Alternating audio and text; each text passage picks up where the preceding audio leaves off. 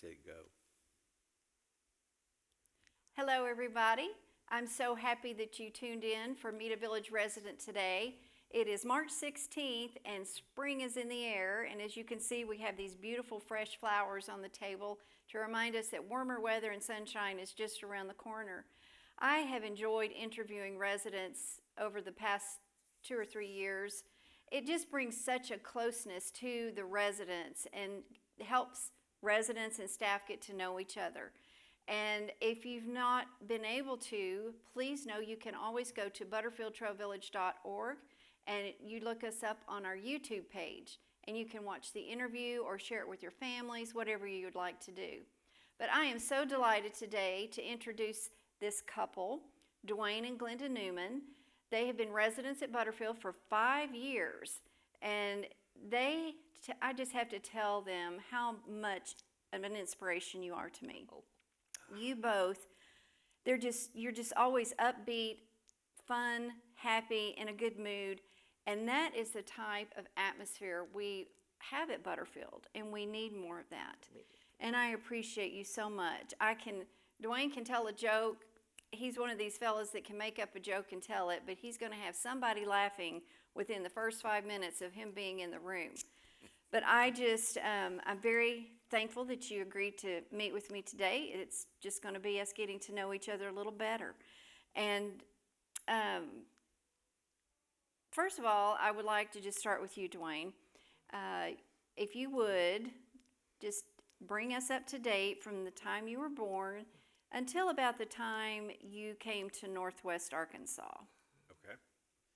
I was born in Vernon, Texas, close to Wichita Falls, and as a small boy, my parents moved to Borger, Texas, up near Amarillo, 46 miles. It was an oil and gas town with Phillips being budding right up to it, kind of like Springdale and Fayetteville is now. And I went through grade school and junior high and high school there, and I enjoyed every minute of it until I came to Northwest Arkansas with my folks, and I didn't want to come, but I saw the beautiful landscape, the waterways, especially the rivers, and I just thought it was beautiful. Our friends would come to see us or my friends from Amarillo area, and they'd say, well, I like it there, but it gives me kind of claustrophobia. And our friends from from Springdale, Arkansas, where I ultimately graduated from high school, when they went to Amarillo area, they said, well, it's kind of, we see that you enjoyed growing up there, but it's awfully tan. I swept the front yard of our house with a broom to get the little papers, because we lived on a kind of a thoroughfare, and used a broom instead of a lawnmower. And there wasn't much grass. It was a boom town. First year was 1926, and so it just hadn't matured as much as it has, of course, today. But I ended up,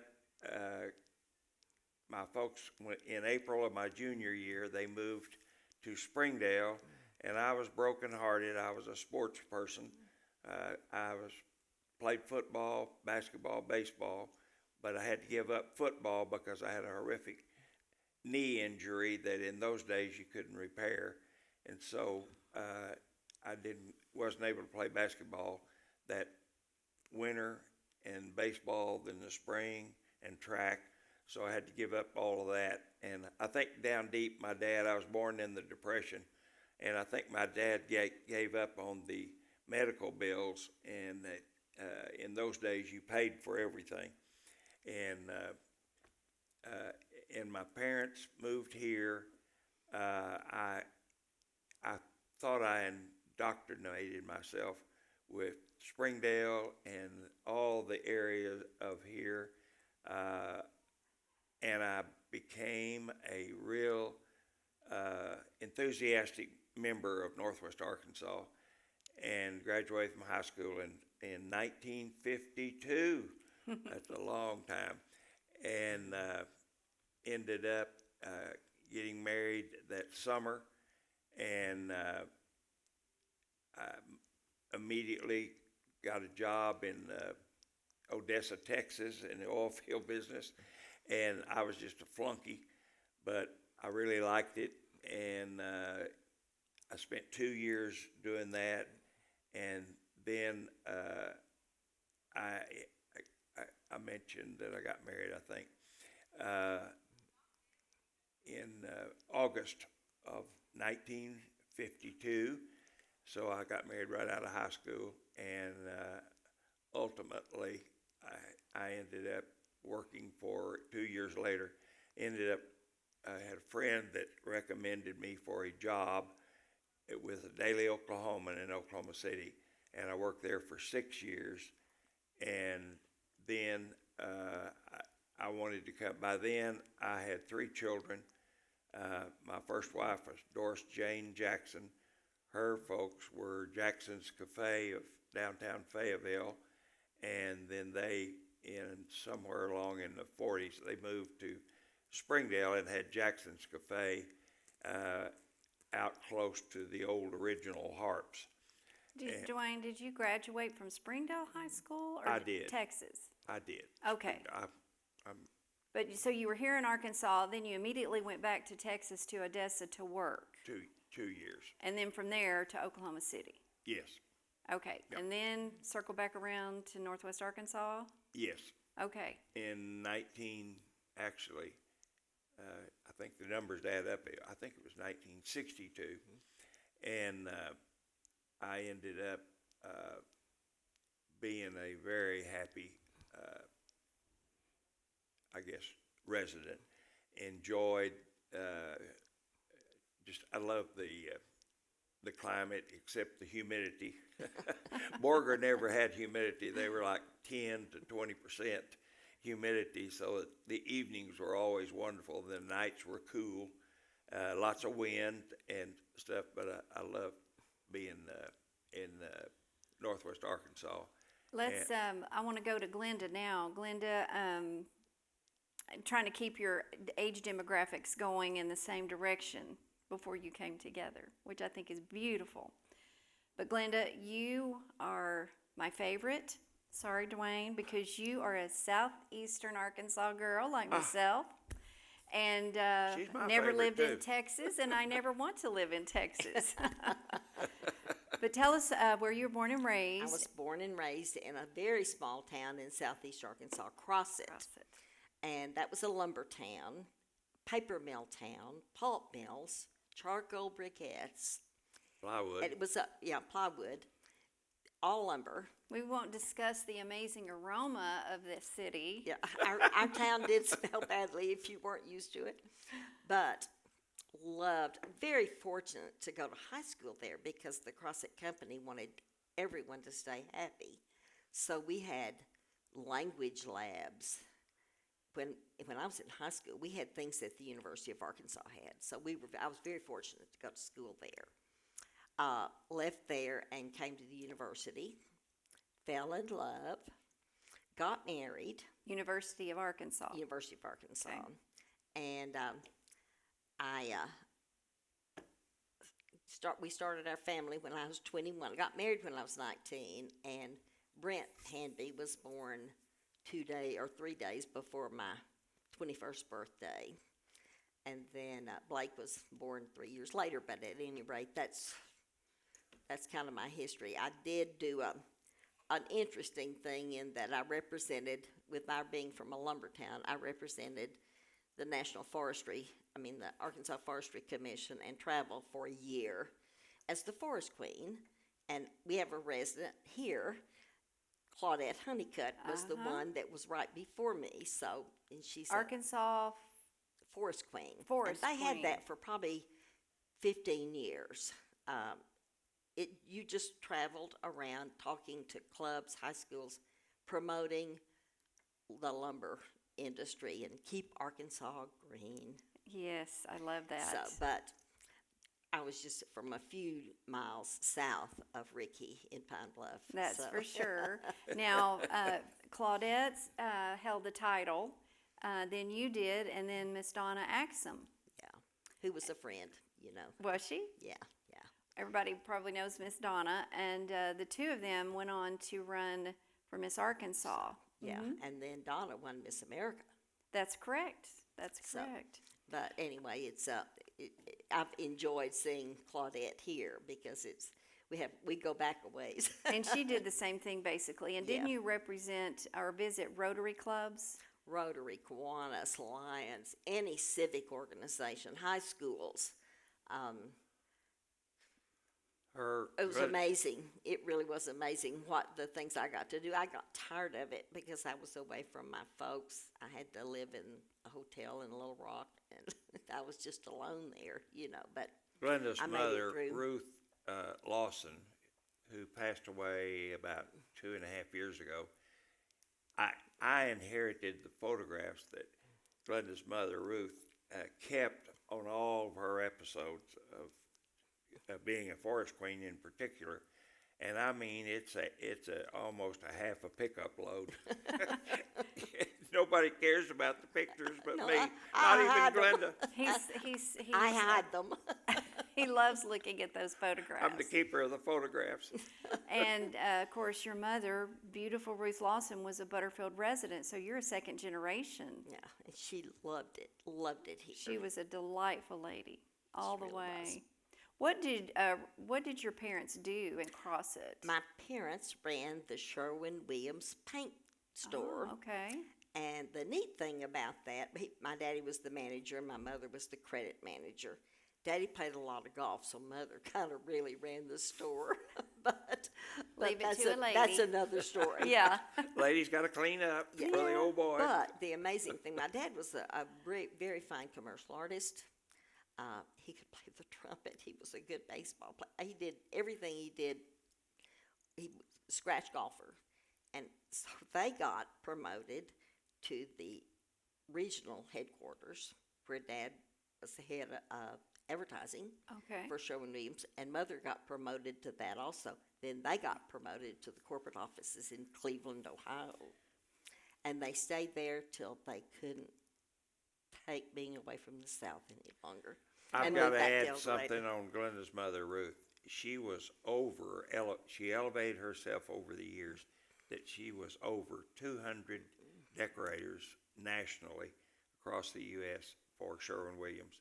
And she never mentioned that around anybody, and Glenda doesn't either. But She just had her high school education, but she was in those days, she was smart.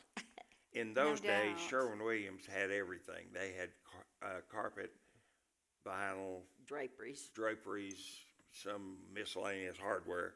So they were a kind of a total one-stop on decorating.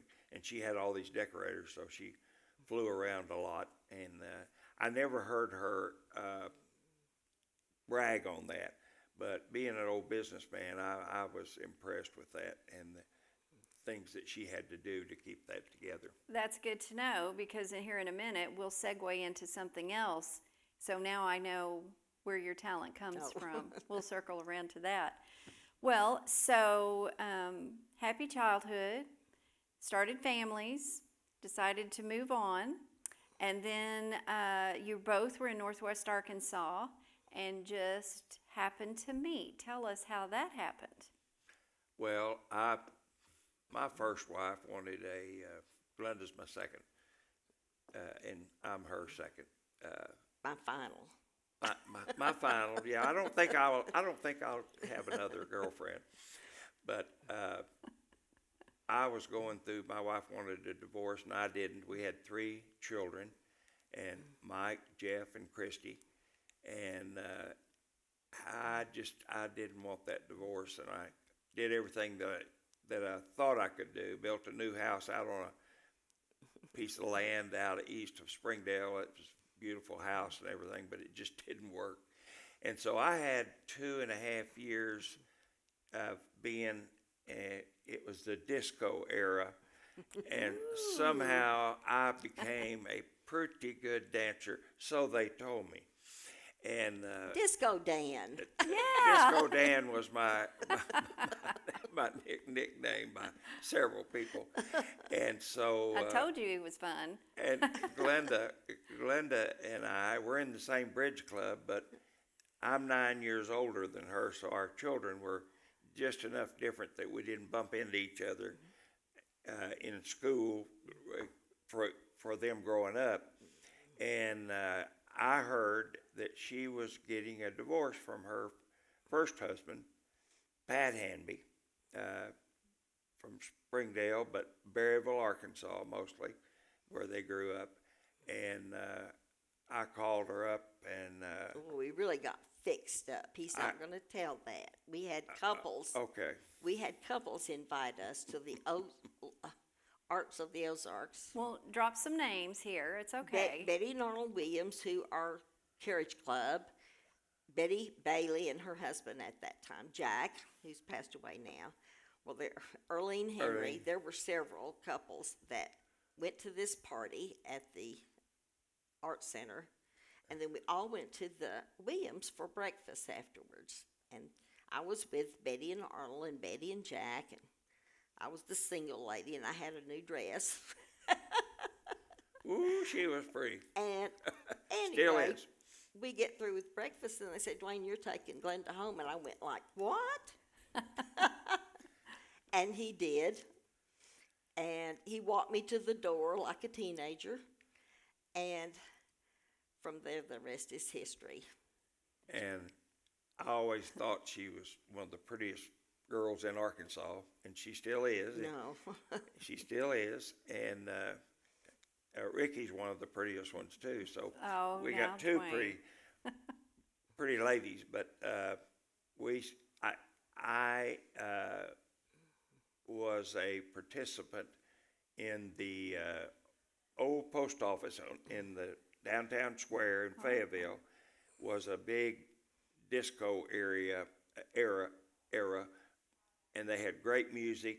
And I took Glenda down there, and she said that I ruined her feet because I was a twirler. And I walked in with her, and a guy that I really didn't get to know very well, but he later became an employee, more or less, of Jim Seipert and Gay Seipert. And when I walked in with her, he leaned over to me, and she could hear, and he said, "She's gold. She's solid gold." And I said, I've loved that because she is solid gold. And I've been blessed with 42 years of marriage to her and her family, our children. We all get along well and celebrate events together. And my second marriage has been a blissful thing for me and my enjoyment. And we've tried to lead I think when you enter a second marriage, you try to do better. I don't know that she had to do better, but I wanted to be better, so I tried to be as good a husband as I knew how. But I'm only a man. You know, a man is just, he can just do so much. But anyway, we've One had thing a I blissful want to life. say about moving here, I was 74, 70 at the time, and I didn't know if I was really ready to go to the home. The home. And we The were home. encouraged by a friend, Marge Branch. You've just got to go down there. It's just wonderful, wonderful, wonderful. So we came down, met marketing folks. I mean, we signed up the day we came and looked. And they said, oh, it'll probably be a couple of years before we have anything. Well, they called at the end of the week and said, we've got it. Oh, wow. And so they started construction, and we moved right in. It has been a blessing because I've had some health problems and broke my leg really badly and have had 5 surgeries. So I'm in a wheelchair now. But if I had not been here, it would have been awful because the health care was fabulous. I don't know, the staff here is just incredible. And makes you feel so good and makes you feel welcome. and they look after you. And I hear that story so much, Glenda. I didn't think I wanted to be at Butterfield, and I put it off. And I knew my mother was here or my father was here. But when you make the decision, it's not but just a hot minute before you realize it was the best decision. And if I have that opportunity, I will take it myself. But I will tell you that their apartment that's on South Wing is beautifully appointed. And I can tell you it's because they're both professionals in design and in decorating. So what I want to do now is go back to like the early 70s and establishing the businesses that you established and the story with you and Jimmy, Okay. and then bring us up through National Home Centers. Okay.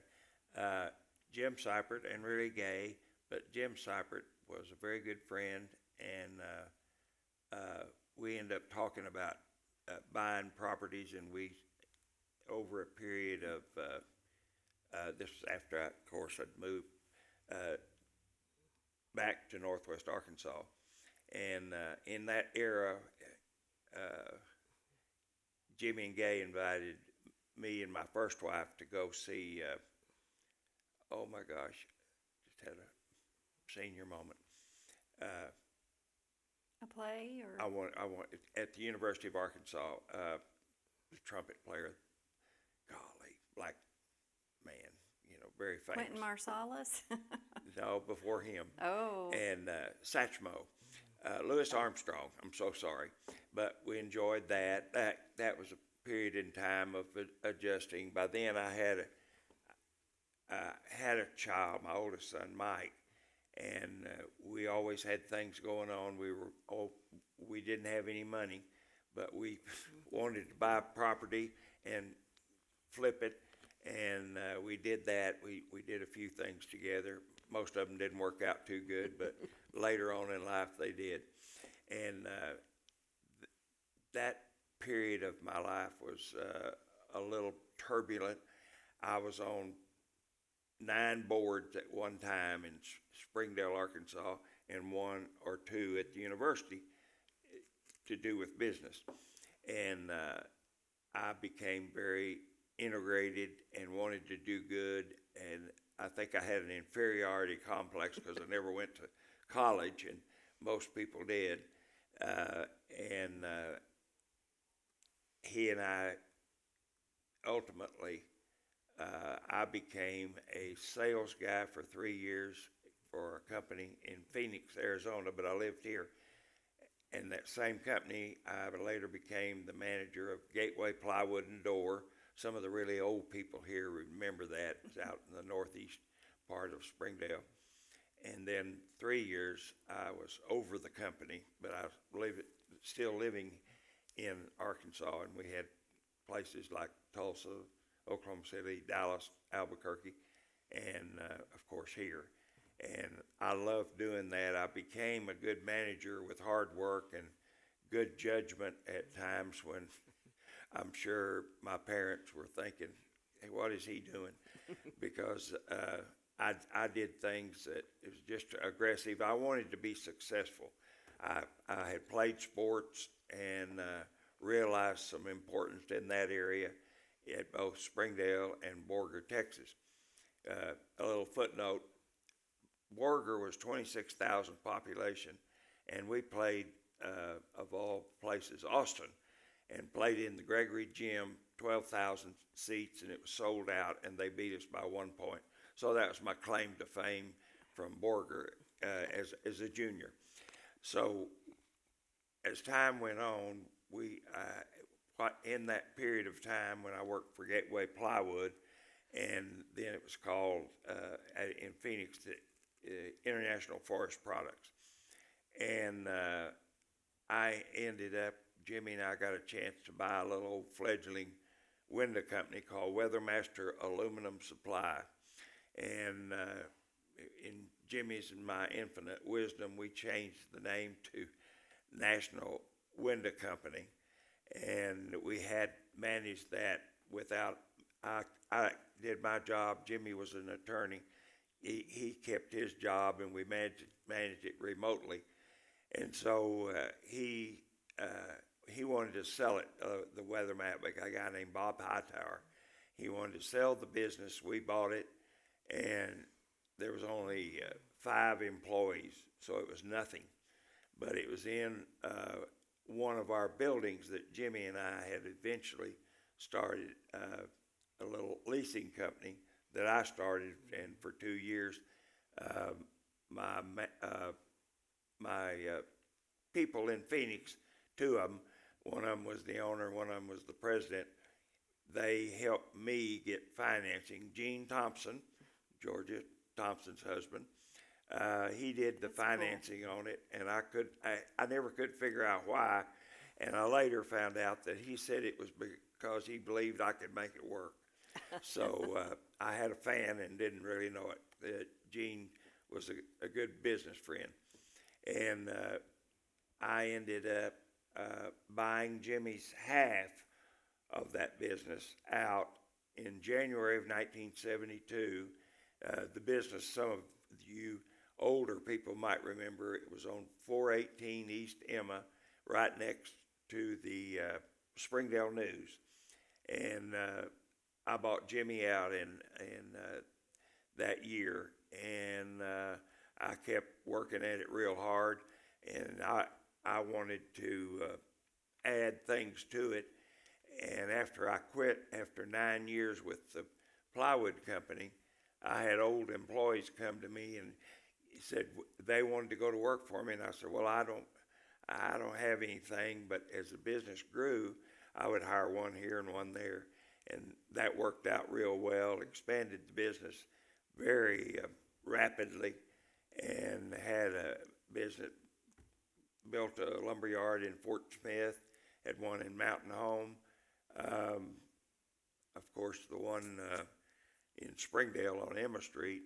And in the meantime, in 1983, developed a big lumber yard there on Highway 265, about a half mile north of the rodeo grounds, and developed that into a pretty good sized business, and just kept going with that, and that worked out to be pretty good. And we ultimately had, at one time, we had National Home Centers was the name of the company.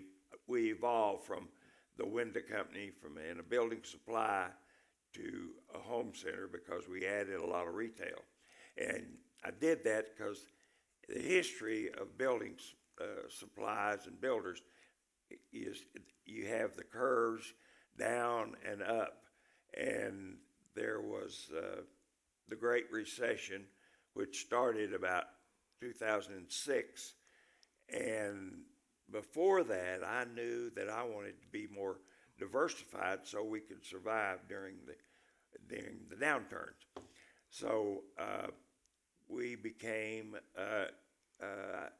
I became the president and then later the chairman of the National Home Center Institute, which was a nationwide organization. And they thought I was wonderful. I thought they were wonderful because they added a lot to my life's experiences. And Lowe's and Depot was in there, and a lot of companies from, as I said, across the nation. So 1993, Glenda's oldest son, Brent Hanby, he came out of college and went to work for National Home Center. He became the chief financial officer, and we worked well together. And in May of 1993, we became a public company, and that was a big step. We traveled here, there, and everywhere, went to London, went to Scotland, trying to raise money, and we were with Don Trumbo with A.G. Edwards in Fayetteville, and he developed us, and things went along really well and turbulent. We built the Home Depot store in Fayetteville, later sold it to them because we needed to reduce our debt. And then we, not too long after that, we sold the big store that's the biggest one we had and one of the biggest in the nation, really, in Rogers, right on the highway there of Walnut and what's now Highway 49. Sold that to Lowe's. Sold that to Lowe's at a big price, and Depot wasn't so big, but they were fighting for that store because they wanted it bad, and that gave us a lot of money to continue on with the business, which we did, and I guess the end result was in 1980. I'm struggling here. Jiminy, help me, Glenda. 2010. 2010, yeah, that's why I couldn't get it. And we closed on April the 10th, 2010, and sold the business to the assets to Stock Building Supply out of Raleigh, North Carolina. And Glenda and I kept the buildings. They wanted to lease properties. They didn't want to own them. So we kept them, and some of them, the Great Recession was coming, and we had to end up, Stock Building Supply went broke, and we were stuck with those buildings because they went for bankruptcy. And so we kept the buildings, and we just closed yesterday on the last building that we had, and we sold it to Glenda's son, Brent Hanby, and Joe Frame. Joe Frame is, and Brent, and then Monica Frame. They ended up they didn't like working for Stock, and I had a year's contract, and I quit after 6 months because I didn't like them either. And I didn't like the way they ran the business, so I had a contract with them. They had to pay me if I quit, or they fired me. So I quit, and those two, Joe and Brent, have developed Encore Building Supply to a very big business. And again, the big building material business, lumber company, is on North 265 in Springdale. And they're doing a lot of business, doing a great job, and we're proud of them. And we just closed on that last property yesterday. I haven't been out of debt.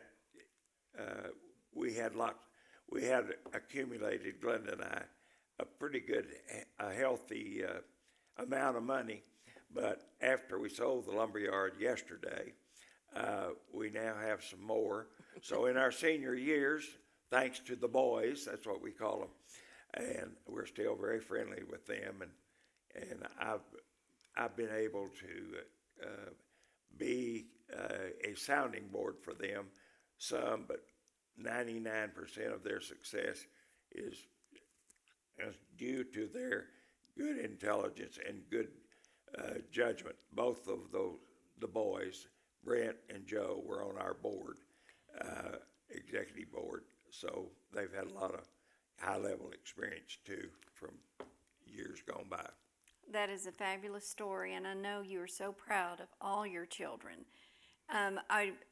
During the heyday of National Home Centers, in the beginning, you two were doing things, and I love the story because I moved here in the mid-'80s, and among all the building supplies they were providing all the builders in Northwest Arkansas and beyond, they got into decor. And I want Miss Glenda to tell us about, this is where I revert back to what Miss Lawson, said about Miss Lawson, her mother, earlier, and that she had an eye for decorating. And Glenda, tell us about how that evolved for you once you acquired National Home Centers. Well, when I went to work, when the boys were getting older and didn't need me so as much, I went to work with Betty Bailey, Carol Lynn Gibson, Don Gibson's wife, and Conji Williams, a Hawaiian lady who lived here, born and raised in Hawaii. And we had the designer's touch. It was an interior design firm. We stayed very, very busy. It was going to be a fun thing for us, and it turned into a lot of work because we stayed busy. But after I married Dwain, we were traveling a lot, and I didn't feel like I was pulling my weight, so I got out of the business and went to work for him. And we got into the first giftware, and then we went to the Tupelo Furniture Market to go for giftware, and he ended up buying a container of leather sofas, Oh, wow. Italian sofas. 6 Six what? containers. Oh, yeah, six Six containers. He didn't buy anything little. So Italian leather. I said, what are we going to do with containers of Italian leather? And he said, I think we just went into the furniture business. And we did. And With a bang.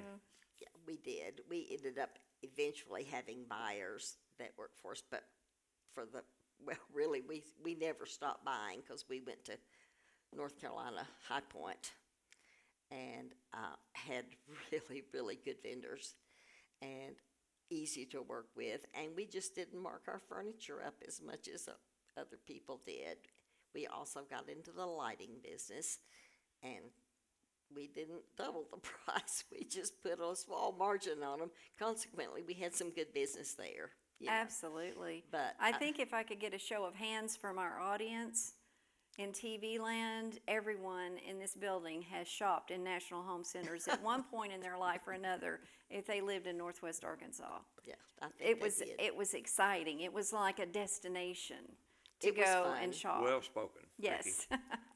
It was fun. It really Absolutely. was. But as with many things and businesses, when recessions come around, you have to reevaluate things and do what's best for your families. And you did so much for Northwest Arkansas through your many businesses, and you earned it. You worked at it, you built it, and I'm so happy for you that you brought that to Northwest Arkansas. We Thank did, you, when we sold out, we had, just before that, we had 1,600 plus employees, so it was a pretty good sized business. No kidding. I know that you are extremely proud of your children. Yes. So if you would, tell me just a little snippet about your children. Well, I have two boys. Mm-hmm. Brent is 58. Oh, I can't believe I have a 58-year-old. And he is the principal in Encore Building That's Materials. right, yes. And then my younger son, Blake Hanby, is an attorney, and he owns City Title and Closing, Oh. which has an office a new office. We used to be on Zion Road. Now they have a new office right behind Legacy Bank on Joyce Avenue, and then their bigger office is in Rogers. And his business is going really, really well. He worked for Jim Walton. He was manager of Waco Title for 13 years, and then wanted to work for himself. So it made Mama nervous. Of course. Both Made of me them, feel good. both of them went into business for themselves at the same time. But anyway, they're doing very well. I'm proud of them, and they each have two children. Mm-hmm. So I have grandchildren there. Absolutely. And then I have two of his grandchildren, so I'm real lucky. I had 3 children. Oldest son passed away when he was 36 years old, I believe, and he had gone to the University of Arkansas, a smart boy, and Mike was his Mike Newman. Mhm.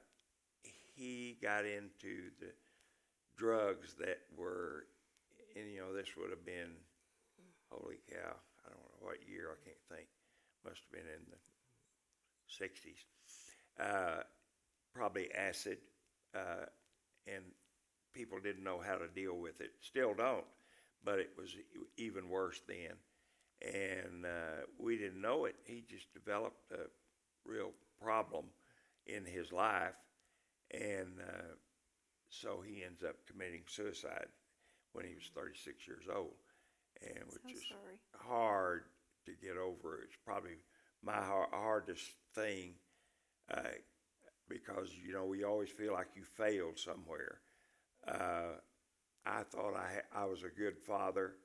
Had a son, Jeff Newman, who runs a 3,300-acre ranch out near Wesley, Arkansas. He was also on our board at National, and Very good buyer. He good was an excellent buyer. buyer, and so he is going to retire. We've built him some of you have heard that we were building a house out in Goshen, Arkansas.